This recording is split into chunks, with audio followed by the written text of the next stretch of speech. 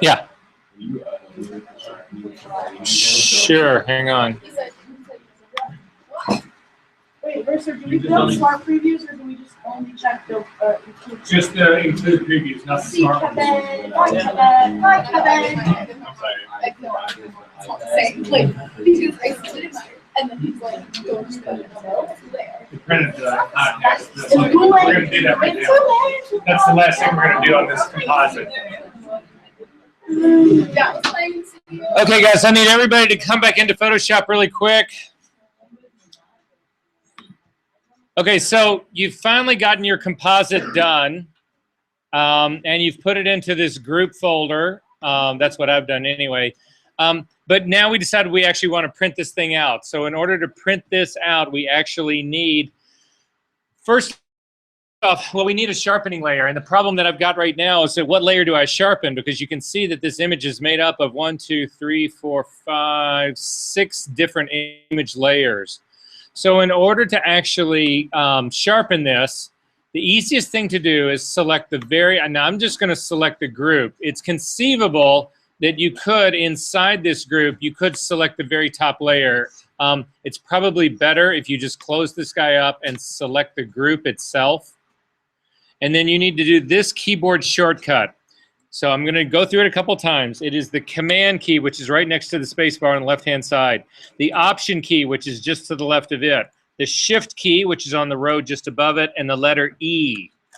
And when you do that, you will get this thing. You can see on top of my group right now, this is a merged stamp version of every file that was visible. And the visible part matters here. So I need everybody to watch this. I'm going to undo mine really quick. Don't do this, but just watch what happens.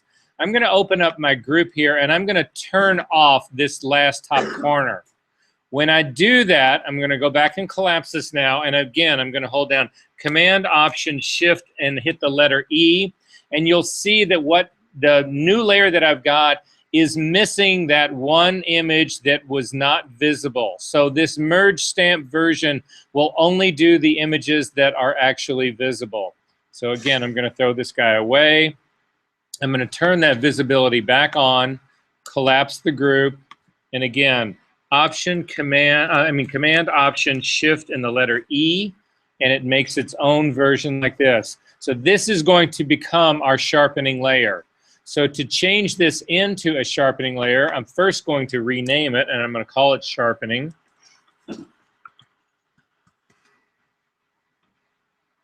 And then up to the filter menu, down to other. So look up at my screen to see where I'm at. And then finally across to high pass. So again, we're running a high pass filter on this merge stamped version sharpening layer. And when you click on high pass, the dialog box will open up. And the value that you want to put into this dialog box is somewhere between 1 and 1.2, somewhere in that range right in there. Now, in this case, it's really hard to see anything going on, but you've got this little preview window that you can actually see what's going on. What it's really, and you can, if you click on the preview window, you can move things around. You'll see what it's really trying to do. What the high pass filter tries to do is it looks for edges. That's all it's really doing. It's basically, it's making, it's looking for edges. And if you could actually, you can zoom in on this to actually see what's going on even more. When you get zoomed in here really close, you'll see what it's doing is that the areas of the image that are basically not edges, it essentially turns them into a middle gray. But the place where there are edges, it takes one area of the edge and makes it slightly darker, and then another area of the edge and makes it slightly lighter. So your edges actually get a contrast move on them. So in our case, when we actually do, we've done dodging and burning layers here using overlay, or I mean not over, yeah, an overlay blend mode or a soft light blend mode, haven't we? Well, if we haven't, I'll show you what it looks like right here. So at any rate, we've got this high pass filter on. I've got a 1.2 on there. I'm going to say OK to this. However, now our image looks gray. In order to actually have this work, you need to change the blending mode. It is this drop-down menu down here, and you bring this down to overlay. And if you zoom in on your image now, you will actually see, by turning this thing on and off, that your image has actually been sharpened. Does that make sense? Did we all get that one? and then you save your file. This thing gets turned on when you actually do your printing. All right, are there any questions about this? Yes. Yeah, this is what I would actually print out. If I was going to actually make something for my website, I would turn this off. You don't need to sharpen this for your website necessarily. You might want to, but you don't have to. But you definitely need to for printing. When you go out to the web, it's going to look exactly like this. So if you're happy with this, that's fine. But if you want your print to look like this, you have to sharpen it because the printing process itself is going to introduce softening into this because ink spreads when it hits paper. Okay, are there questions about this? All right.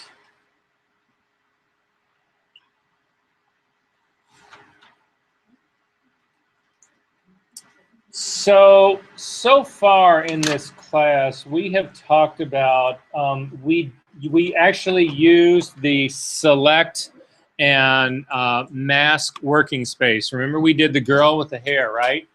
Did you guys all do that with me? We all did that in class, right? So we all remember that part, right?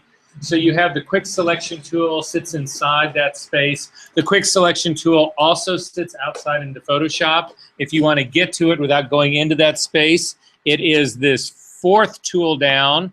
And if you click on it, you'll come out, and it is the quick selection tool right here. And you can see it's, again, it's a brush size. I'm going to run it just on... actually, I'm going to turn off my sharpening layer, and I'm simply going to do another one of those merge stamp versions of this. So again, Command, Option, Shift, and the letter E. So I've got a new version of this, and I'm going to try and use the quick selection tool to select just the pillow. So I'm going to actually make my tool slightly larger. And again, remember with the quick selection tool, it looks for edges. So when you use the tool, you do not want to cross over the edge you're trying to get it to find, or it will continue to look past that edge for the next edge. So I'm going to start up here in the corner, and I'm going to simply click and drag and come across to try to select just the pillow. And it's actually doing a pretty good job of that.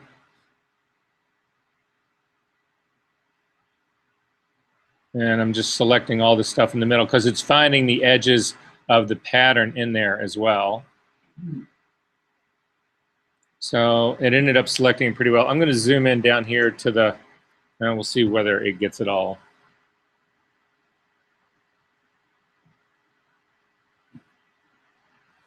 Yeah, it's missing an area right down here in the corner, so I'm going to simply zoom into this a little bit. I'm going to make my brush much smaller and then simply finish going after this selection. But you'll see what just happened.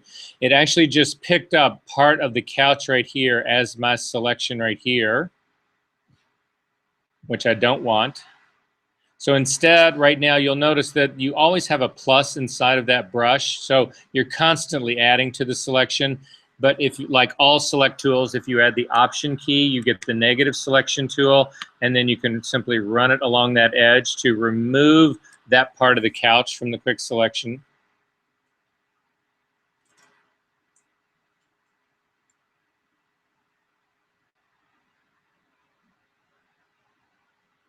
And you can also see why you want fast computers in your life. I'm going to bring back that little part that's up there. And I'm going to say this is actually good enough. However, now I'm going to double click on the hand just to kick back out. Remember, we've got a selection going on right now, right? So if I add an adjustment layer to this, so I am going to add a hue saturation layer to this, you'll see that it gets a mask. This selection, an active selection that you have going, when you add an adjustment layer, creates a mask using that selection, and that's what we've actually got going right here. You'll notice that the little marching ants went away. If you want to add the marching ants to it, we can reselect this guy right here. To reselect this guy, you come up to the Select menu, down to Load Selection, and it's sitting right here in your this drop-down menu. It is the Hue Saturation Mask. And simply say OK, and it loaded it again. To get rid of that, hit Command-D to deselect. So now we're actually going to use this hue saturation layer, and we're actually going to colorize this pillow. So if you actually click on the colorize button on hue saturation, you'll see that the dialog box actually changes. If you click on the very top of this guy and start to drag it along, you'll actually see that you can change it to pretty much any color you want. This is how Lexi would have changed her lips on that girl if she wanted to use the same image over and over and over again, which would have been interesting. You can also change the saturation of this guy. You can really crank it up or down. And you can also change the lightness. You can actually make it lighter and actually darker. So you sort of see what's going on. Now, I've got a problem right here because I don't see this edge was not part of my selection, but you guys get what's going on here, right? But now let's say that I actually want to do also what I'd like to do in this is make my pillow more contrasty. Did that work for you guys?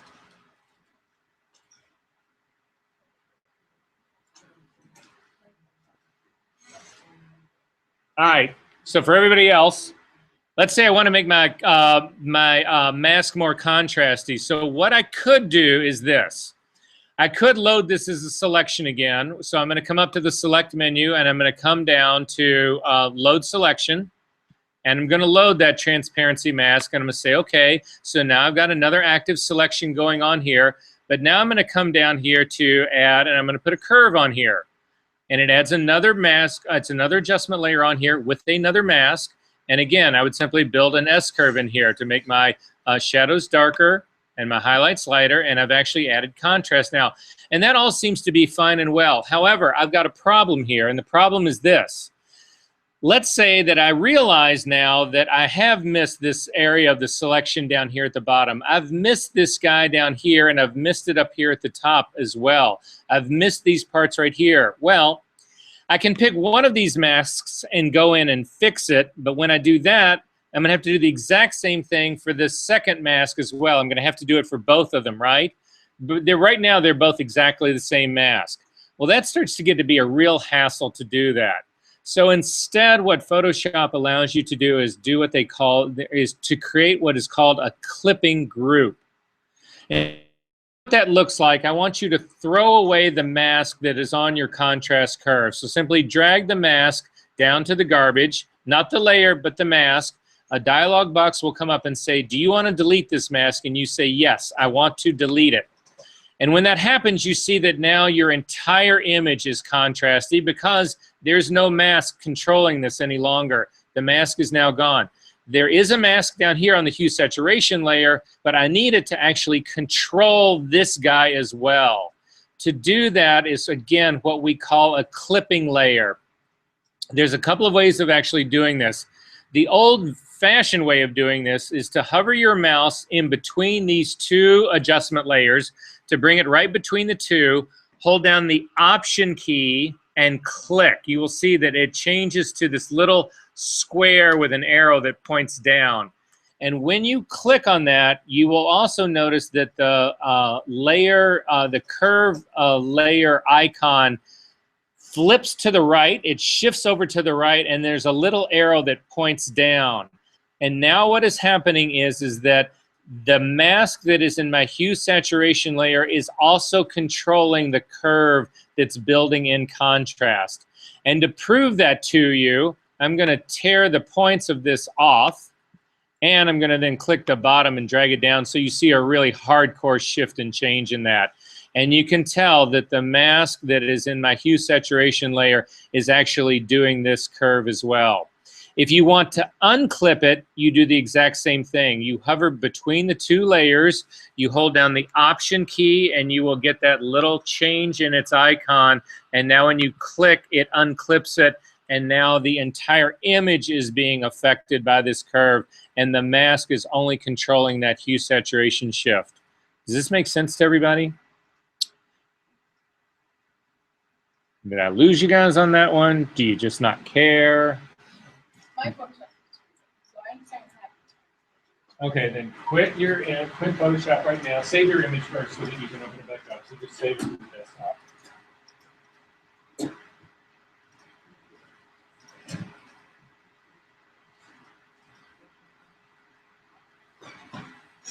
And then quit and start.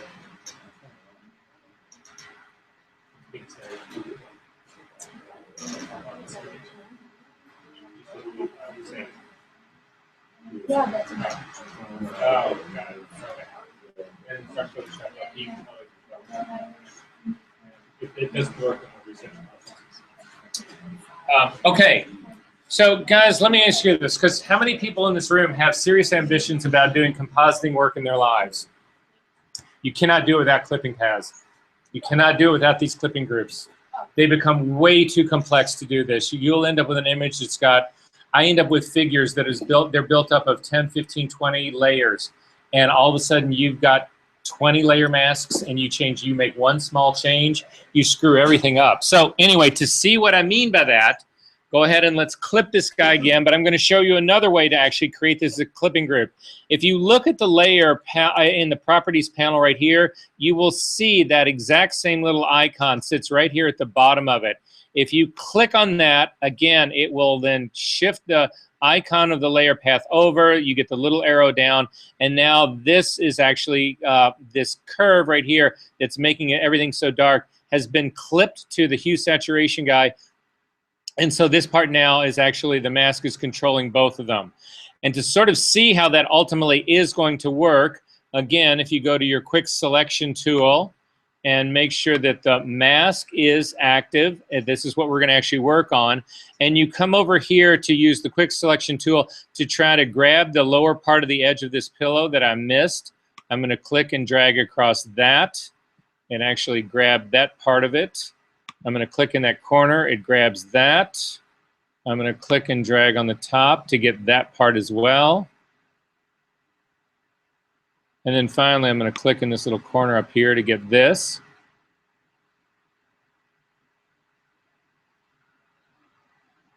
So I need to add, and finally I'll go after these guys right here on the side too.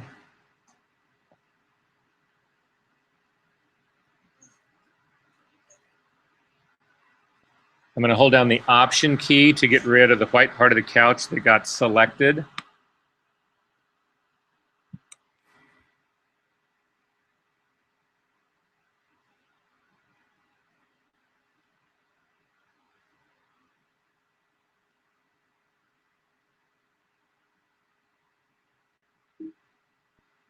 All right, so I've got most of the missing parts. How do I then add this to this mask?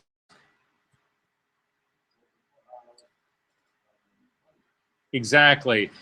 The parts that are missing on my mask are black, so I need to fill these areas with white. My mask is selected, so I'm simply, white is my background color, so Command Delete fills that with white, and you just saw when that happened, Command D to deselect, that I actually got other parts that were actually missing before. Now, everything is not perfect in here, but this is actually pretty good to go. Is this making sense to you guys? Okay, so if you look at the, if I can go back 2 places, yeah, you'll actually see the difference. Okay, Command D to deselect. Finally, if I really wanted to grab this thing completely, I would simply click on this mask. I would go into the Select and Mask area. It's actually showing me, my view is showing this to me on black right now. I would probably go back to the onion skin, possibly. This is all a refine edge issue that's going on here. So again, I would click on the refine edge tool, make it a little bit larger, and use it to try to get those edges and these edges down here.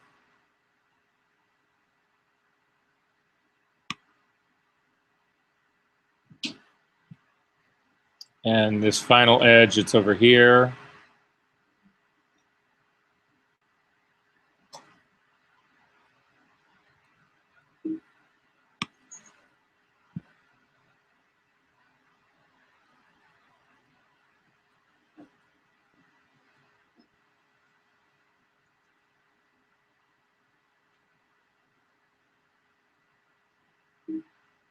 I'm going to see what my pillow looks like on white.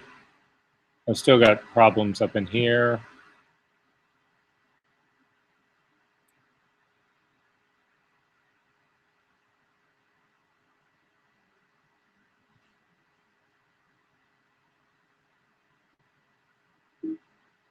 And then I'm going to simply say OK. And now what's ultimately ended up happening in this is, again, is I only had to refine one mask. I didn't have to refine this one, and then the next one, and then if I had another one, the next one, and on and on and on. Are there questions about this? Are we good on this? Yes. If there was, if you did have multiple layers that you wanted to like all connect to this Right. mask, you just like select all of them and then hit that. No. You have to clip each one. So let's say, for instance, we wanted to add another one on top of this. I'll add another one up here. Let's say we're going to add vibrance to this. Sure, why not, right?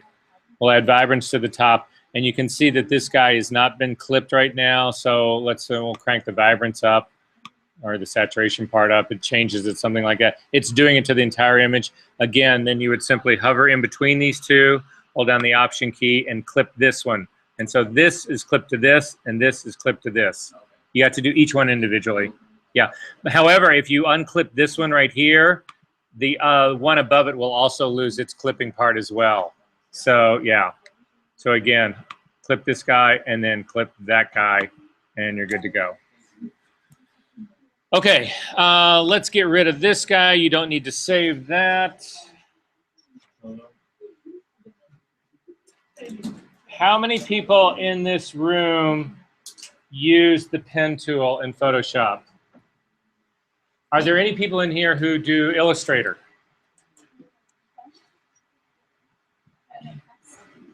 Well, if you work in Illustrator, you've actually used the pen tool probably quite a bit in Illustrator.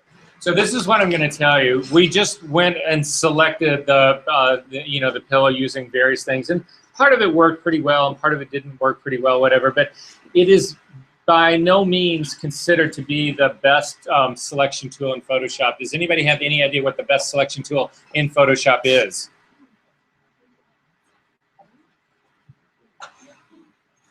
Well, what did I just ask you if you used? It's kind of obvious here. It is the pen tool. A lot of people would argue that it is the best tool to use in Photoshop. However,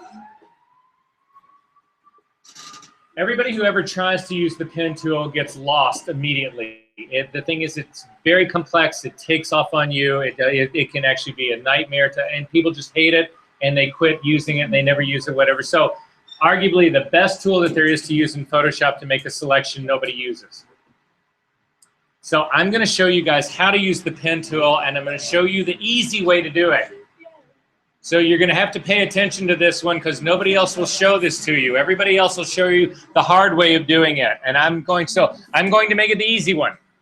All right. So the last file that I want you to open for me really quick, including Lexi, is the Viacom Path tool. So if you'll simply take that guy, drag it on top of Photoshop, it will open up.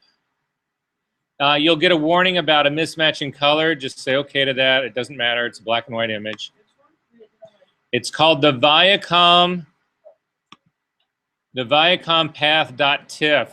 If you simply double click on it, it will probably be open in preview. You want to drag it on top of Photoshop so that it opens in Photoshop.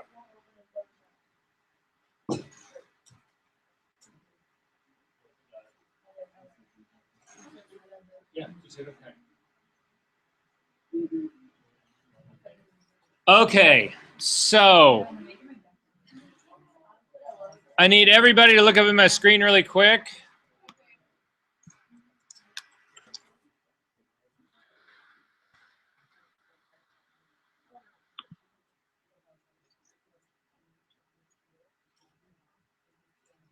So guys, look at this really quick. This is on our website under this week. This is session 8 for this week. The recipe that I'm going to show you is this guy right here. You see this thing, Paz, how to make? If you click this and open up, if you cannot remember how I taught you how to do this, this is the entire recipe on how to do it. This goes back to, this was actually out of a book that was written for Photoshop 6, not CS6, but Photoshop 6 back in 1990 something. At any rate, if you can't remember this, this is where to go. You should definitely copy this and keep it all your life, because if you want to do serious work in Photoshop, you've got to know how to use the pen tool. To talk about the pen tool in even a greater degree, there are entire factories in India that do nothing but path work. That's all they do. They have hundreds of people who sit there and do path work. So people here send their files, they shoot a file, they send it to India. The entire thing is separated out in paths. It costs 9 cents a path. That's the current going rate in India. If you do a car, if you shoot a car and you're into shooting cars, right? You want to do cars. The first thing, and this is true of every single retoucher who retouches cars, they send these things off to these factories. They will come back with thousands and thousands of paths. Everything is knocked out on a path. Every headlamp is knocked out. On a tire, every rim, every bolt is its own path. Every rim is its own path. Every highlight on the car is its own path. Every antenna, every knob, every wheel, every single everything is knocked out as a path so that you can independently control everything. That's the idea here. So we're going to learn how to do it, and we're going to, again, I'm going to give you the, I'm cheating here because I've told you already. It's my job to teach you guys how to lie, cheat, and steal about everything. All right, so to start this off with, I want to zoom in on the V. So again, if you want to zoom in, if you want to get just the temporary zoom tool, hold down the space command key and you get the zoom. And I want you to come in so that the V is pretty much in your frame right now.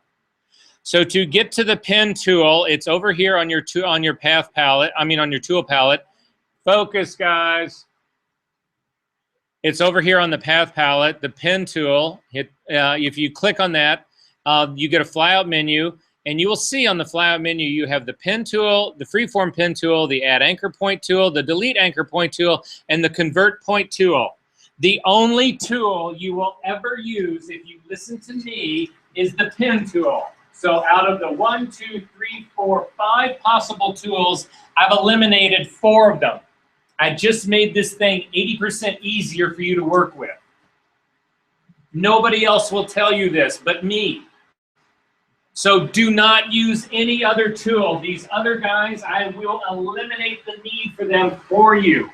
But you got to pay attention. So the pen tool is the only tool we are going to work with in that particular flyout menu.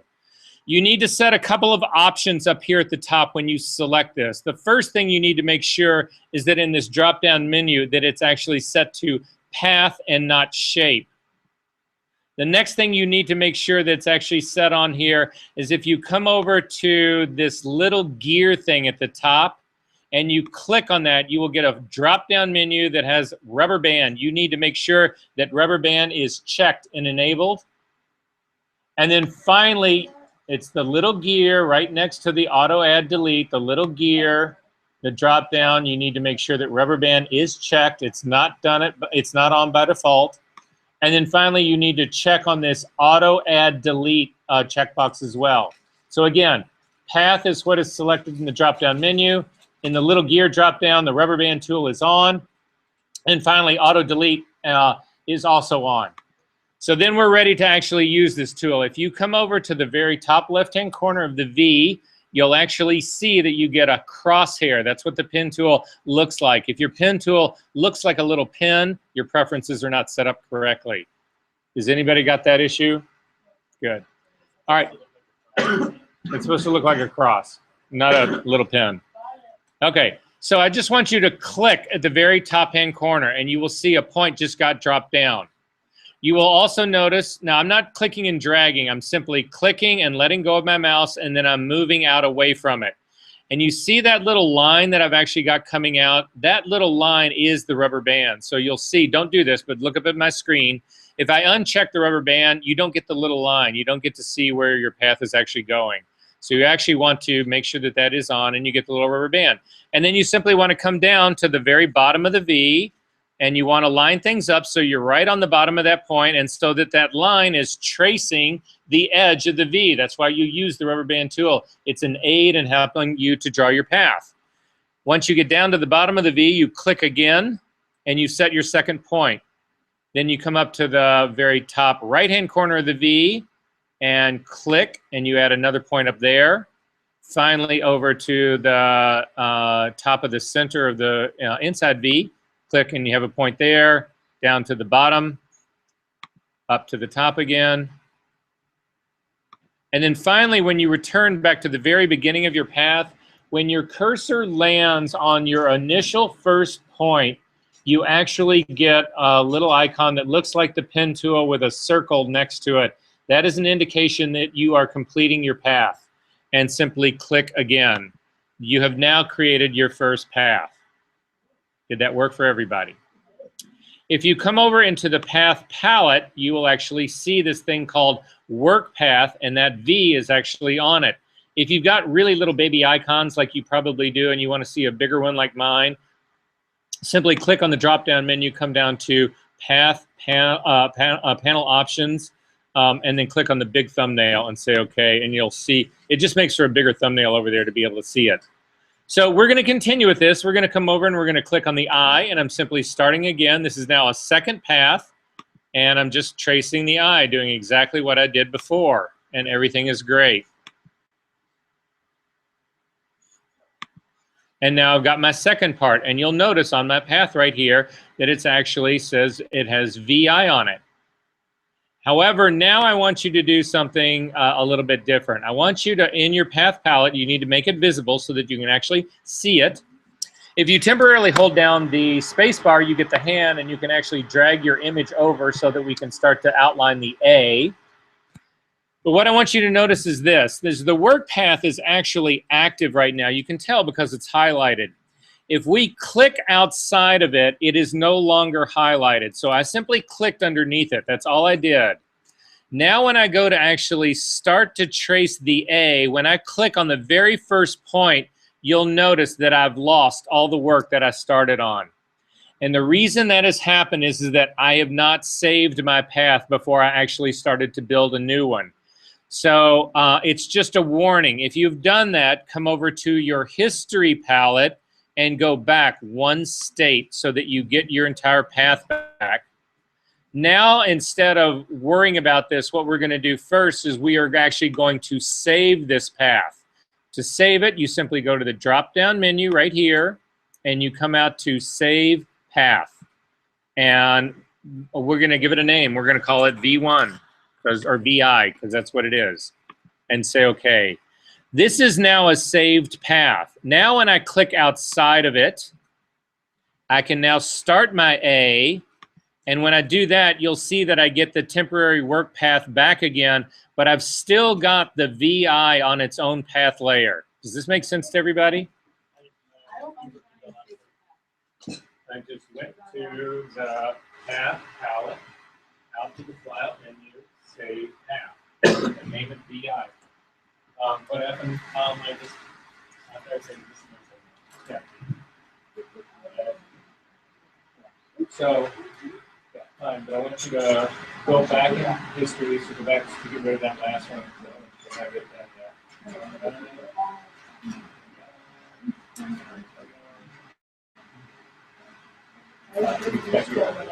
Yeah.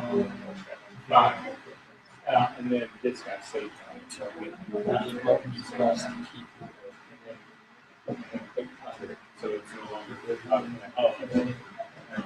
Is this working for everybody else? Are you good?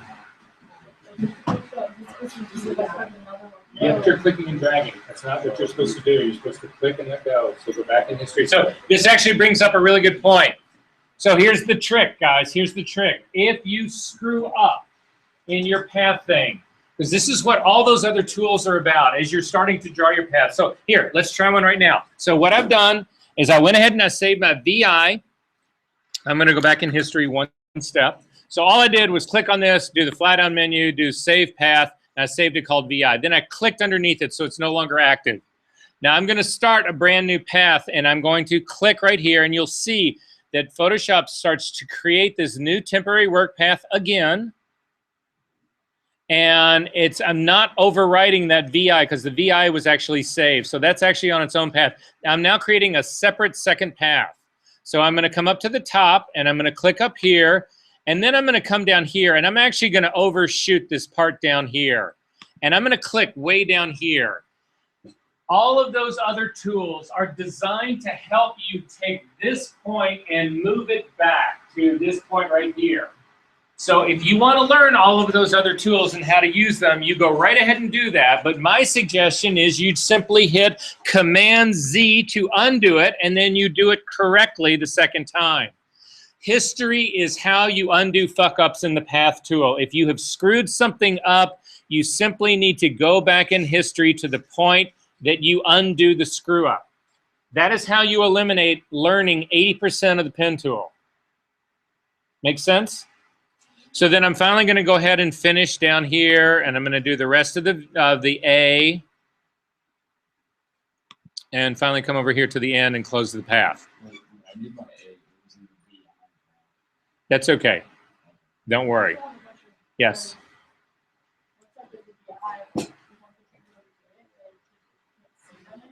Yeah, you can. It is still there. Don't worry about it. We're getting to that. Baby steps. Okay, because this seems to have everybody really worried that the A is not on the same path as the V and the I. So we're going to get it there. Yours are? That's fine. It's fine. Everybody did this. Don't worry about it.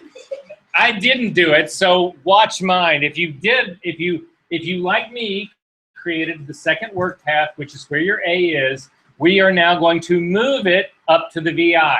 Okay? So there's two ways that you can do this.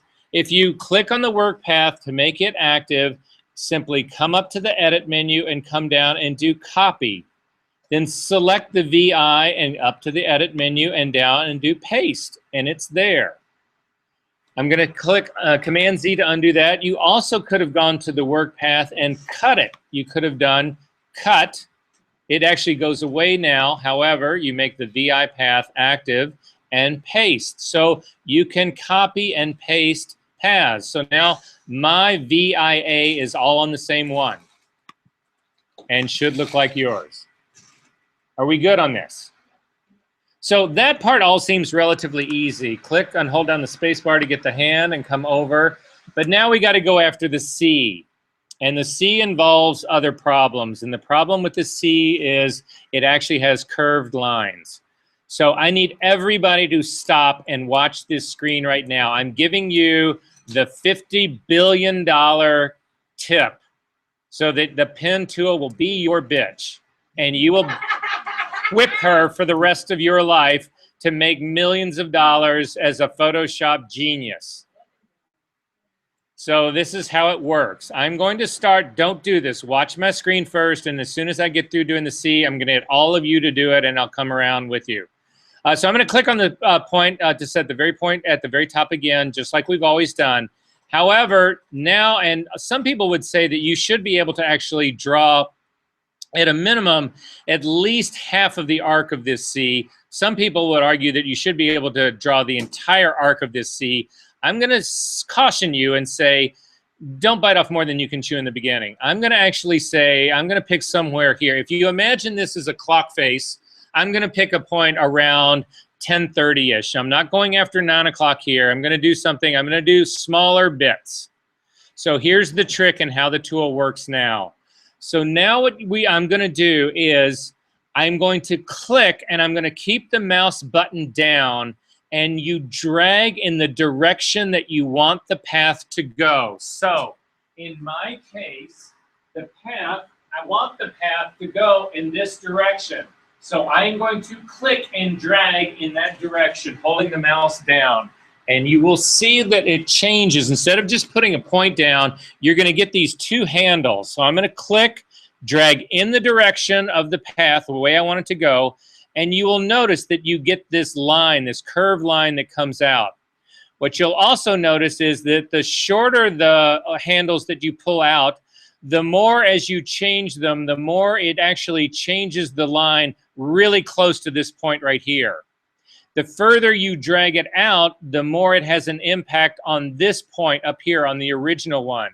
So your trick, and the only part that becomes fun about this, is that this just becomes sort of an instinctual thing. You simply drag out and you jockey it around like this to the point that it actually lines up. If you go too far, it'll look like that. If you don't go far enough, it'll look like this. So it's simply a feeling thing. You simply drag it out. Again, I'm dragging in the direction. However, do not do this yet. Do not do this yet. Let go of your mouse, and then this is the tip right now. You need to let go of the mouse. You need to then swing back to this center point right here, hold down the Option key and click. And you will get rid of one of those two control handles. And you will your point now will be like you're starting all over again. So then you come down again till about 8:30-ish. Click, drag in the direction that you want the path to go, get it to line up, let go of the mouse, come back, hold down the Option key, get rid of that next point. Click, I know you are, that's why I'm going to come around and show everybody this. Okay, here, you can see right here, I clicked and I'm dragging out, but I can tell that this point is not on my line. And this is what I told you about. Instead of learning all the tools to get it back onto that line, simply go back in history one step and start over. It's just easier. Click and drag to get this to line up. Hold down the Option key, click to get rid of that point. Finally, click and drag. And finally, Option key to get rid of that point. All right, so I need everybody to try this now. I'm going to go back in history with you guys to the very beginning. So simply click a point at the very top of the C. Come over to about 10:30, 11 o'clock area on this. Click on the line and drag in the direction that you want the path to actually go. And then you need to control how far you drag those handles out and how much tilt you put it in to get that line to trace the top line of the C and let go. Did that work for everybody? Okay, that's all right, that's all right. This is why you don't have to hold the Option key on perfectly smooth lines like this if you know how to use the pen tool. But I'm telling you this right now, I've used this method to do every single pen tool knockout, and I do really complex shit. You just trust me on this one. This is training wheels. If you know how to use brazier curves with double handles, go right ahead and do that. I'm not trying to get that out of you, but if you do not know how to do this, this shit will take off on you, and all of a sudden, you simply won't be able to do it. You'll have stuff that's actually controlling stuff. These are perfectly smooth shapes, so keeping the double handles actually does work here, but at any rate, so that's why. So I'm coming back to the center point right here. I'm hovering that X right over the center point, holding down the Option key and clicking, and that gets rid of the second handle. I'm clicking on that second point, so drag it out. Just sort of fun. That looks great. Close enough. Let go. Let go. Bring your mouse back on here. Don't drag, just bring it back there. Hold down the Option key and click. That you actually kept the wrong point. But it is. Trust me. Anyway, same thing. Click here. Drag in the direction of your path. That's not the direction. That's the direction of your path. Perfect. Let go. Swing back, hold down the Option key, I'll click. Get the last point. Okay, so let's continue. Okay, that's hold down the Option key. Get rid of that second control down. Let go of the Option key. And now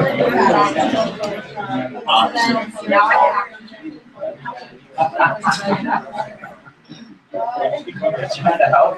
Work for you guys, work for you guys, work for you guys, work for you guys. So again, go back to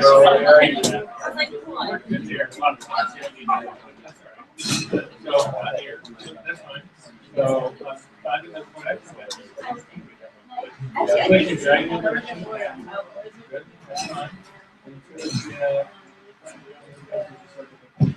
Yeah, good. You feel good. Let go. Bring your mouse back on top and step on the Option key. this was yesterday. I've never been in a situation where and I was like, are you, you're 40? You're like, never felt about how Good on this, guys? Good, good. Is this working for you guys? You guys good over here? Good. Okay. So, guys, at the end of the day, we got one final thing to do. So I'm going to just finish my C really quick.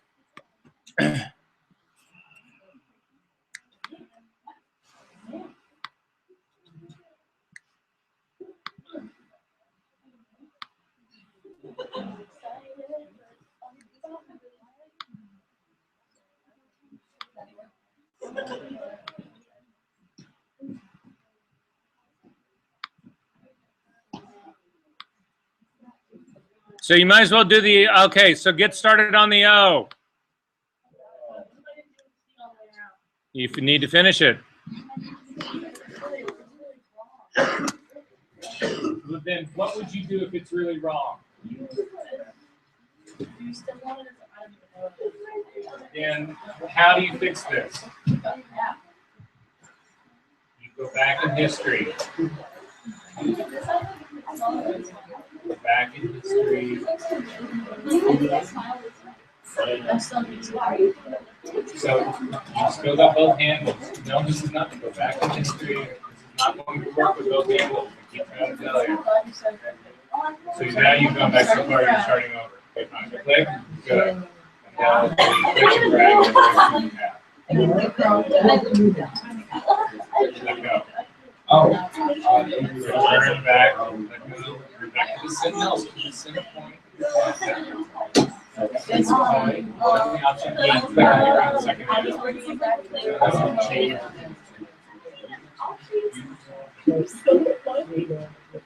Click and drag. Click and drag.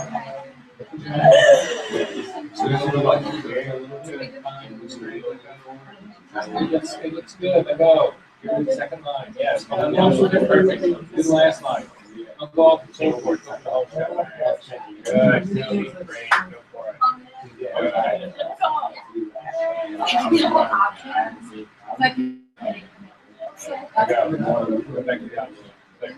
So, yeah, if you know how to use the pin tool and you actually just want to half circle, that's crazy. No, you can't. Yeah, it's virtually impossible. It was a perfect circle, and usually you have to do the quarters. But you see also when you get to this junction right here, if you've got the double handle and you try to do this line up here, you can't do it. You have to have a curve in here. So, yeah. So what is this for? I would outline those pillars. Those things that would be way easier to do. So guys, all right, we got one last thing to do here. We're going to do the O really quick. So again, I've got the C is actually happening on this. So let's do this again. Before you start the O, hey guys, before you start the O, I want you to click underneath your path right now. That deselects the one that we've been working on. Now, when we start the O, it's going to start a completely brand new work path. These are now separate. So again, I'm going to click and just drag to go ahead and do my line all the way around the O, holding down the Option key to get rid of the second points. Don't get too ambitious about it. It's better to bite off smaller chunks than to, but don't do 100 points either. That's crazy. That defeats the purpose of using the pen tool. It actually draws these curved lines really well.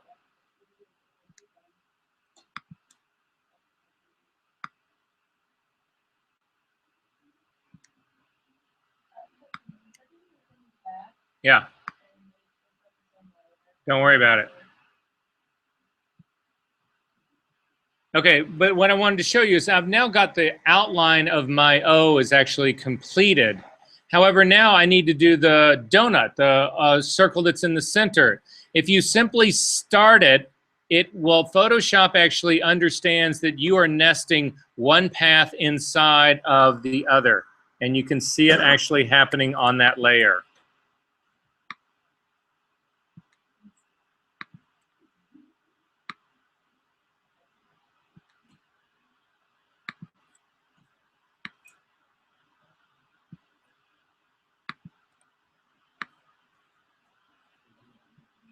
And you can see right now in mine, I've got the O is with the circle that's inside it.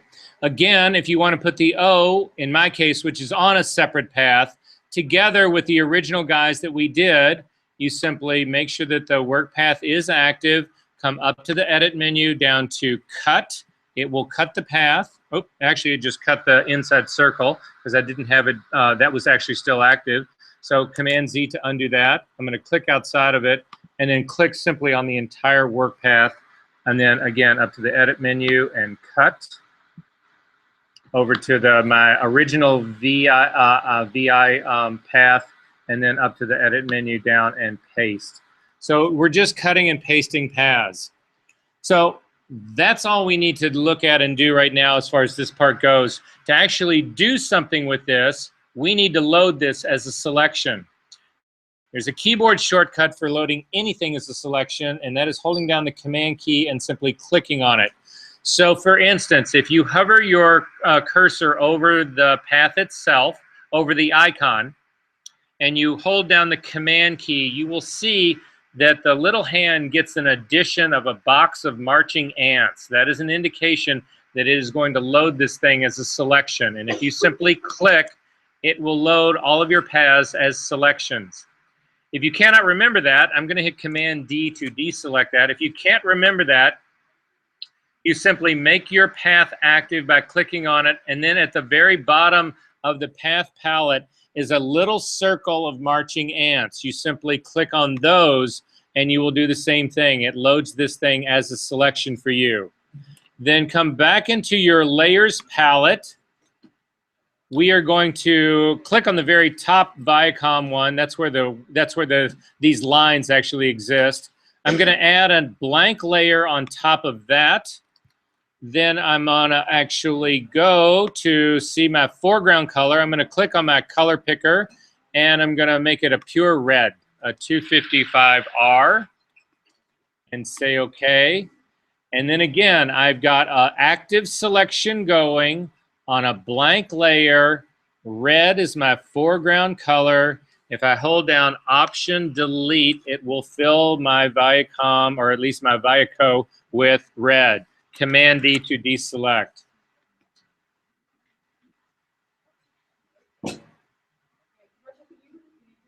Yeah, I'm going to do it again. All right. So I'm still in my path palette right here. So the first thing I need to do is load the path as a selection. So make sure that the path is active, and you need to actually click on it to make sure that it's the path is actually that layer of path is selected. Hold down the Command key and simply click on the icon. It will load it as a selection. Then I'm going to go back to my layers palette. I'm going to click on the Viacom, the layer that says Viacom, because that's where that's where the line drawing of this thing is. And I'm going to put a blank layer above it. So I'm simply clicking on the dog-eared guy at the bottom of my layers palette. It puts an empty layer up on top of this.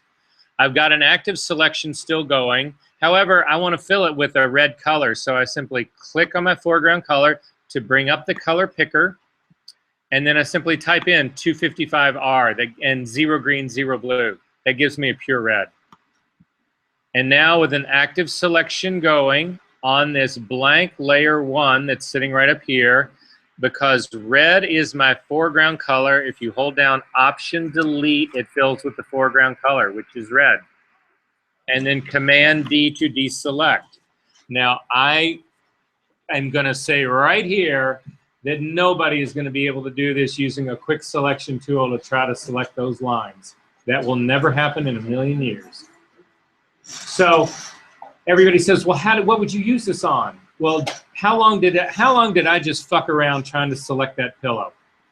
And it still sucked, right? You know how you select the pillow?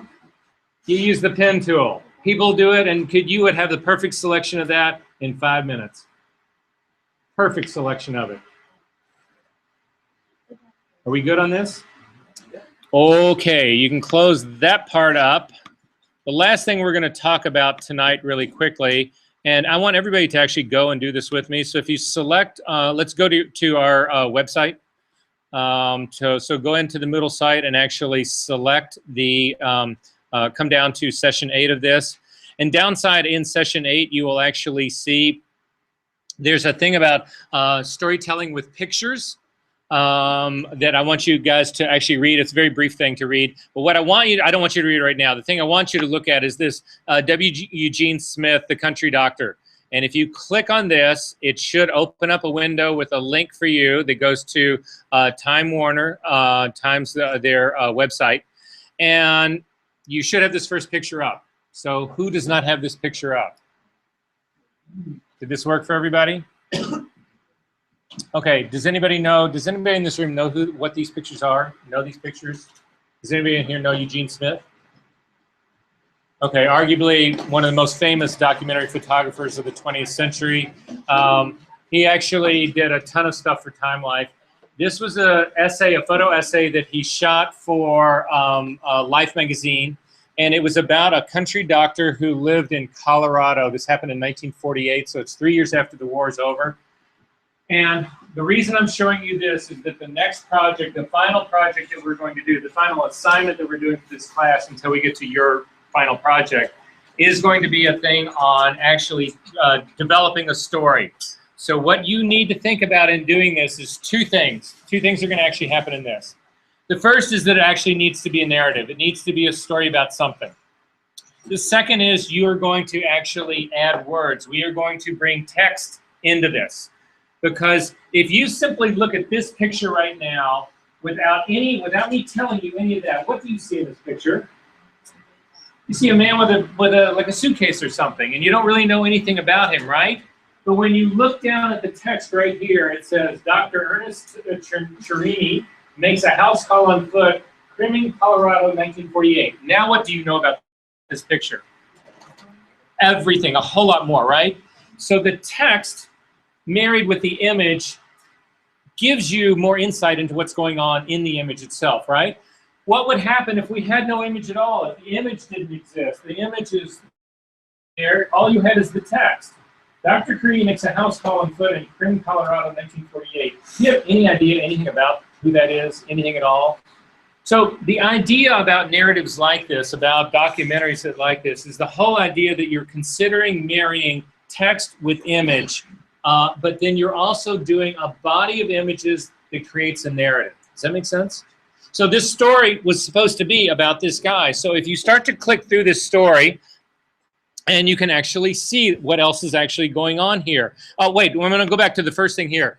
Some of the structure that you need to think about in doing these things is things like opening shot. Your opening shot should really sort of establish everything that you're really going to deal with in your narrative. So here in the opening shot, it's the guy. It's in his place. It's in the time. It's all of those things have sort of been established here. But you don't see this guy working on a patient. You don't see him wrapping somebody up. You don't see him shooting x-rays. You don't see any of that. You just see it's sort of this environmental portrait of this guy. And then it continues to go through. And the next frame in here isn't even the guy anymore. This is some guy who's in his waiting room. So again, this starts to develop what we would call, or what I would call, the color of the story. And as you continue to go through this, you start to actually see more and more. And again, you start to read this stuff, sitting at the bedside of a patient to assess his flu symptoms. And we go on down. And so it's still very compelling imagery. I mean, when you look at this, there's something absolutely magnetic about this image, whatever. And then you read about what's going on in here, who suffered, you know, this woman had a heart attack, blah, blah, blah. You sort of see where this whole thing is going, right? So that's the thing I need you to think about. So what could you do a story about? Well, Kevin could do, you know, day in the life of his dog. I could do a day in the life of an egg. Sure. Why not? I could photograph the souffle that I'm going to make with an egg. And it all is about the egg. It's from the egg's point of view. Why not? I could do a photo story of my wife at work. I could do a photo story of doing a crossword puzzle sitting in the bathroom. I can't tell you what to do. I'm just trying to give you guys some context to this so that you understand what it is I'm looking for here. Does this make sense? Are there questions about this? So that's going to be the assignment. What we are going to actually do next week is we are going to spend 3 weeks working in InDesign. Has anybody in this room worked in InDesign before? Yes. Oh my God, please no. I hate InDesign so much. Oh my God. Then I'm going to teach you again the easy way to do InDesign. How does that sound? It's not that hard. Project on InDesign, and then it tells Thank how you. to design. Because, hang on, there's a prize at the end of the rainbow here. There's a prize at the end of this. If you suffer through arguably 2 weeks of InDesign, you will actually be able to publish your story in an online magazine that you can control. And everybody says, well, why the fuck do I care about doing that? I'm just shooting this for you because I hate this assignment and I don't want to learn InDesign. Because you can do the exact same thing with your portfolio and have it online in a magazine format that anybody can then look at. What's that worth to you? So you look at your website, right? Everybody looks at a website, but how about treating, instead of your website being, you know, thumbnails with a single picture, how about giving it that magazine experience where you're actually flipping pages and flipping back and forth, and it functions like that? To me, that's worth the price of admission here. And there are a gazillion other, think about doing a promo piece that's that way. It's just a small little promo piece that you've done that functions like a magazine, and you email the link to that to anybody that you want to hear. Look at my latest work, blah, blah, blah, blah, blah. This is an opportunity for you guys to learn an incredibly powerful promotional tool, and it's the only reason I really teach this. And if you never do it again, you get to hire people like me who are going to charge you $9. Exactly. Are there questions about this or what I'm looking for? No, I don't want to see what you've done because it was done wrong. Yes. Okay, so that's what I want to look at. So do me a favor. I want you guys to please go through the images in this to check it out. There's couple stories that I want you to read, but there's one other thing I want to show you really quickly first, and I want you to look at this with me as well. So I'm going to go back to our Moodle site, and it's actually this thing at the very bottom. It's your assignment 8.6, read Alexei Brodovich. Who in this room has ever heard of Alexei Brodovich? Who in this room has never heard of Alexei Brodovich? What if I were to tell you that Alexei Brodovich has got more to do with every single picture you've seen in a magazine and how you've seen it more so than any other person alive? Would that mean something to you? So Alexei Brodovich was a Russian. He had a counterpart. He ultimately ended up doing his most famous work. I'm going to simply open this up in a copy of Adobe Reader. He ended up doing his most famous work at Harper's Bazaar. There is a whole legacy that comes out of it. So there was Alexei Brodovich, a Russian guy who was at Harper's Bazaar. There was Alexander Lieberman, who was his counterpart, also Russian, at Vogue at the same time. These two guys changed the way magazine layout, photography was done in magazine layout. And what they ultimately did was they took page space and they turned it into art. Up until now, you had a lot like we just saw with the Eugene Smith stuff. You just saw there were these compelling pictures with captions that were written underneath them. But the idea was really to basically put these images on a page, let it function as the image, and that was it. What Brodovich did, and Lieberman to a certain extent did as well, was they said that's not enough. You actually need to think about the page actually as art itself. So if you look and you read through this, you'll see that that Brodovich actually started out primarily doing graphic design. He did a lot of poster work. He was doing more, and this is actually this is clearly, this was work that he did, I think, in the 30s, no, 26. But this was heavily influenced by his growing up in Russia and the constructivist movement there. But anyways, you start to get down, you sort of see him begin to evolve. He's got a lot of stuff dealing with like the Bauhaus. But the part that I want you to get down to is this first page right here. And you can now see exactly what I'm talking about. He is no longer looking at just a single image and presenting it that way. He is going in and he's cropping images, he's twisting images, he's doing full bleeds on images like this, so that the page itself is not just a photograph of this shoe. The page itself has now become this completely dynamic element. Look what he's actually done for this bizarre cover down here at the bottom. He actually is taking the pattern of the dress and recreated it as the background for the dress itself. It starts to get, and it evolves into something that gets even more complex. But look at what he's got going here. This was one of the biggest impacts that he had. He started to take blocks of type, and he said his thinking was that the type itself becomes an image element. That the type is not something that just goes down on the side and describes the story that's going on. Look at this. The whole copy, everything is cocked to an angle. what happens when you copy this whole strip of images on a diagonal like this? What is that doing? What? You have to look as a viewer, but do diagonal lines have more or less energy than completely horizontal or parallel lines? We know that, right? Design 101, we know that. Well, that's exactly what he's doing right here. He's copying this stuff on an angle to actually build more energy into it, but he does the exact same thing with a block of text. But that's not enough for him. Look at what he's actually done here. You see this little block of text right down here? He's actually then looking at this page and trying to balance it out as if all of these things were simply graphic elements. He doesn't really care about the text, about you being able to read it or not. That was never his mission. His mission in this was to take everything, this entire spread, and create a work of art out of it, irrespective of the photography that was in it. The photography in it could be art as well. Does this make sense, what's going on? I don't know about you guys, but if you don't know who this guy was before and you see this work, you should be fucking bleeding eyes. Your eyes should be crying right now for the revelation that this has brought to you. This is one of the gods of design, if not the god. Absolutely. I mean, he had such an impact on Penn and Avedon as well. So as you keep going down, I want to go down to the, this was another sort of, not invention, because again, this stuff had been done in graphic arts a lot. But look what he's actually done with his type. The whole type on the top page right here echoes the exact shape of the skirt that's happening over here. So he's actually, again, he's looking at trying to balance this spread of the image with two essentially, I mean, the information is all here. You can read the text, but he's doing it to balance these two, to counterpoint these two. And it's just, I mean, the work that he has done is brilliant. Who would a lot of people argue, so obviously you know the history, who would people argue is probably the ultimate inheritor of him who's alive and working today?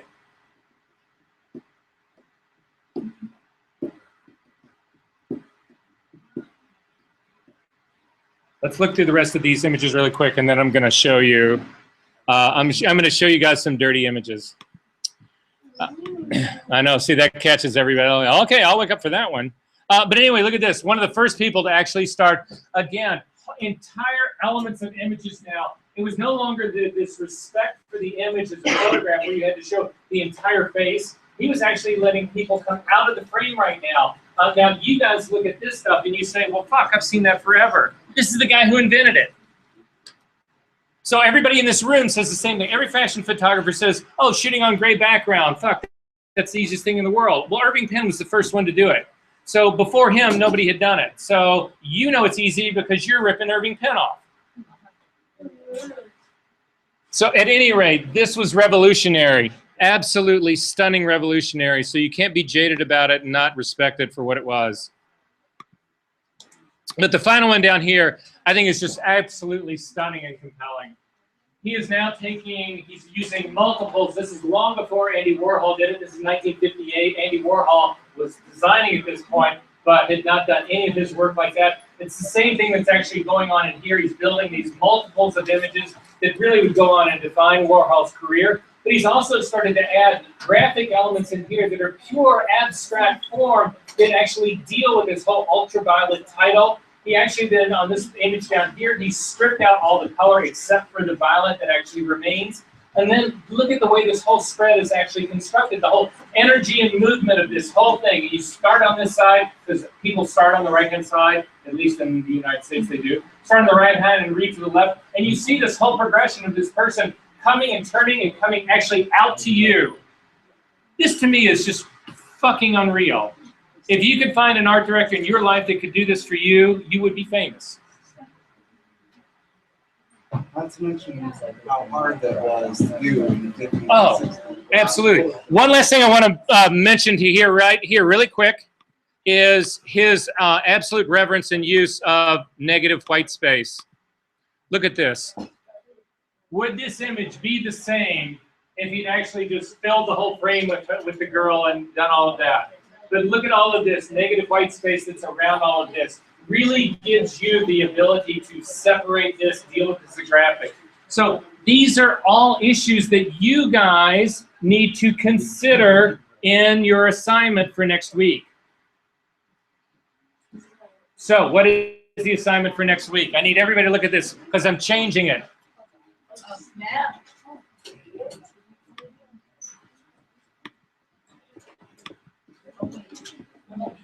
So I need everybody to go to the middle side really quick, guys. We got 5 minutes. So if you click on assignment 8.1, we just went through this today. I showed you how to do this.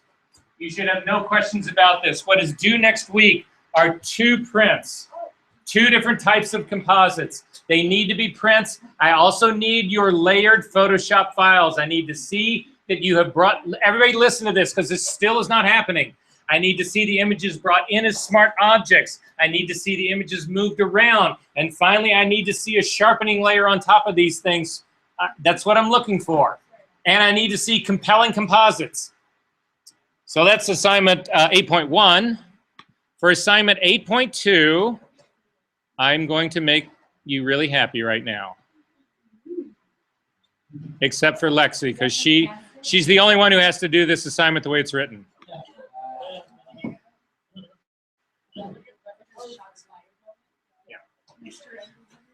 So the way this assignment was originally written was that they added essentially what they said you had to do is you had to go out and shoot your story. That's what was going to be due next week.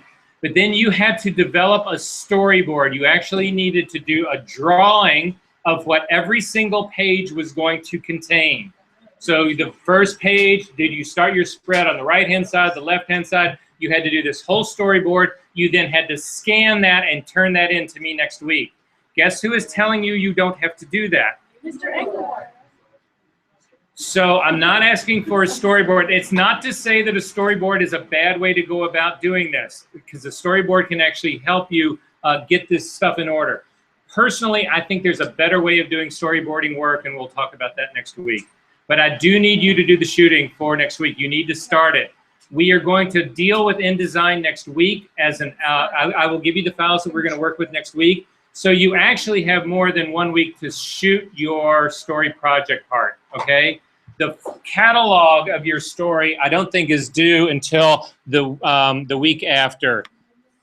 So the storyboard is the only thing that was due in week 9.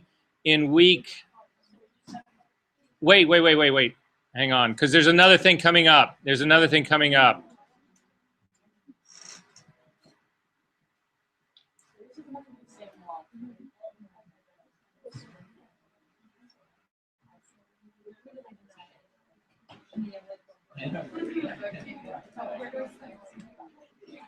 Okay, one other thing finally coming up. Yeah, so the InDesign stuff isn't going to be, you'll have a couple weeks to do the shooting.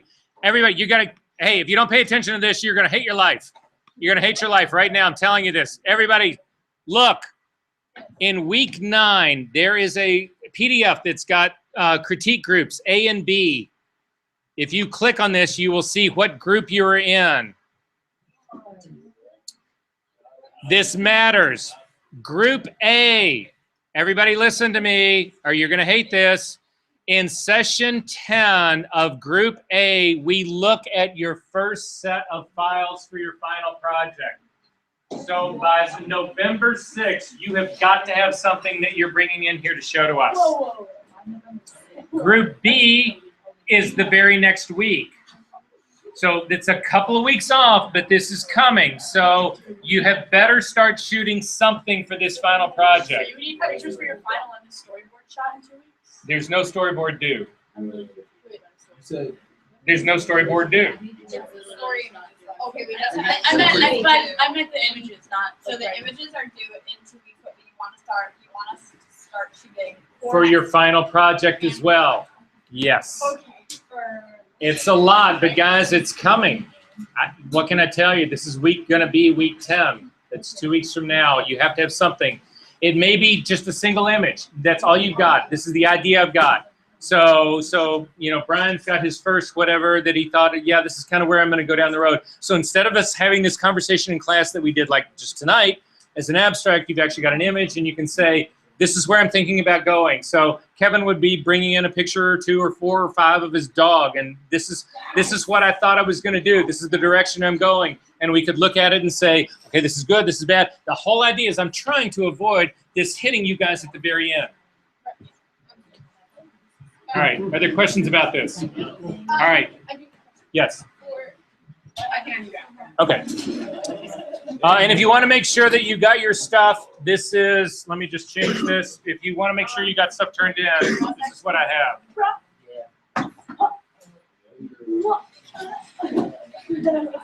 First, sir, I have my side for you.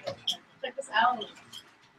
You have your what for me? Hang on 1 second. I just gotta. Is this for tonight? Yeah. I turned mine in. Yeah, no. I didn't say you didn't. No, this is what got turned in today. Yeah, I turned mine in today. I know. I didn't say you didn't. I didn't see my name. Well, if you don't see your name, it didn't get turned in. I dropped it in the Dropbox. I put it as something. I also wonder more like I don't see you in here. What Dropbox are you putting this in? No. These are. Oh, here you are. Got it. Sorry. Okay. Okay. So I told to tell you, the reason I have to do those 2 Photoshop things is because for some reason I could not find the files and they're not landscaping. Okay. And I don't know how, like, they have like little isolation things, so they won't let me drag them in Photoshop to edit. I don't know what to do. contactable on They are missing. Yeah, they're The missing. raw files are missing. Yeah. I'll tell you about doing that then. I mean, I have them on like my Facebook page, so I guess I just drag them into Photoshop and edit them and turn them in tomorrow. Sure. But okay, that can work. Well, we'll see. Okay, and then I've changed my camera to RAW because I realized for some reason it changed to JPEG, but I always use a shoot. I Okay. don't know what happened. Okay. So I'll make sure. They're good now. All right. Yeah. Okay. Okay. So for session for this week, I Yes. know that I'm not going to be here. Okay. Then we'll just flip you to the next one. Well, I'm in Group B, but my question was about the printers. Like, are you going over printing stuff that session, or what's happening? What printers? Oh, the mural printing? Yeah. Yeah. Okay. No, don't worry. We can change this. This is not that hard. This is just resizing a file. Oh, okay. Besides, it'll be on the video anyway. Okay. Okay. That's all I was worried about. I And was if like, it all goes to hell, I will meet you outside of class and we'll get it worked out. cool. All Thank right. you. Sure. So I have a question about like Yes. the stitching part 1 thing that you showed us. Uh-huh. So I have like, I think you saw like the girl sitting on the table. Yes. And with 2 of them, I have like her and the dog. Is that okay if she's like with it, like if it's perfectly? Like with the dog like sitting like across Uh-huh. from herself and Right. then just her alone right here? Uh-huh. Or would that happen? Oh, no, it's fine. Oh, okay. It's still, you're still doing the same thing. She's Yeah. still appearing more than once, right? Yeah, she's appearing like 3 times, except 2 That's all that times she's matters. with the dog and then she's That's all alone. that matters. That's all. So I had a question about the if you're auto aligning stuff, how do you keep it as a smart